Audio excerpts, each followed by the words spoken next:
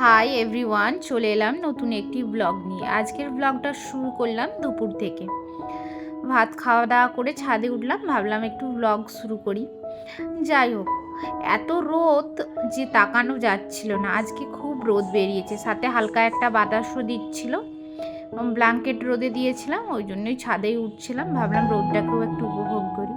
আর ইনি লেগে পড়েছেন ওনার স্বচ্ছ ভারত অভিযান মিশনে।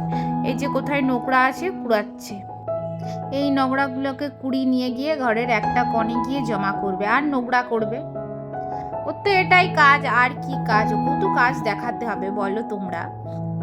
যাই হোক, আজকের ওয়েদারটা খুবই সুন্দর, হালকা বাতাস দিচ্ছিল। দেখো তোমাদের দিকে চারপাশটা দেখাচ্ছি, আকাশটাও এত পরিষ্কার, খুবই সুন্দর।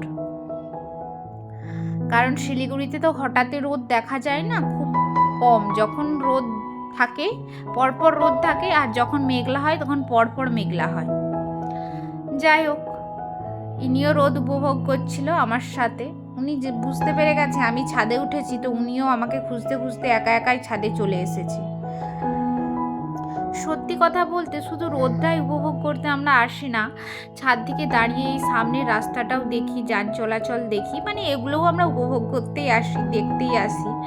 তারপরে ব্ল্যাঙ্কেটটা কতটা গরম হয়েছে হাত দিয়ে দিয়ে দেখছিলাম, ব্ল্যাঙ্কেটটা ভালোই গরম হয়েছিল।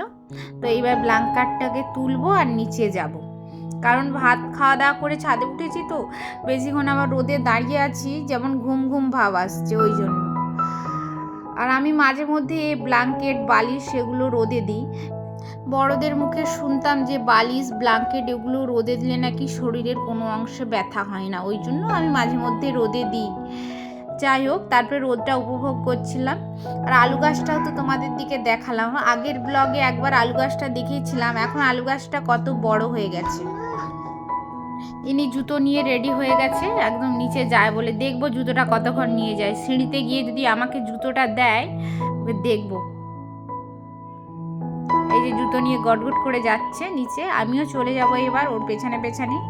আমি ব্ল্যাঙ্কেটটা ভালো করে ততক্ষণ ভাঁজ করছিলাম, আর উনি এগিয়ে যাচ্ছিলেন, সর্দার আছে তো ওই জন্য। এই শীতকালে রোদে আসলে হালকা হালকা এত ঘুম পাই, কি বলবো। তোমাদের সাথে কি এরকম হয় আমাকে কিন্তু জানিও কমেন্টে।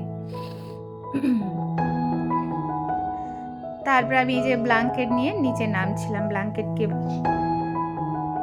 উনি কিন্তু শুটা আমাকে দিয়ে দিয়েছেন। আপনারা ভাববেন না যে ও শু হাতে এসছে, ও শু নেয়নি। তারপরে সিঁড়ির কাছে এসে আমাকে শুটা দিয়ে দিয়েছে, কারণ ও প্রথমেই নিয়েছিল।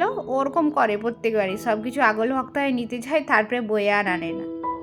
চলো আমি ব্লগটা এখানেই শেষ করি, দেখা হবে একটা পরের ব্লগে। Bye bye.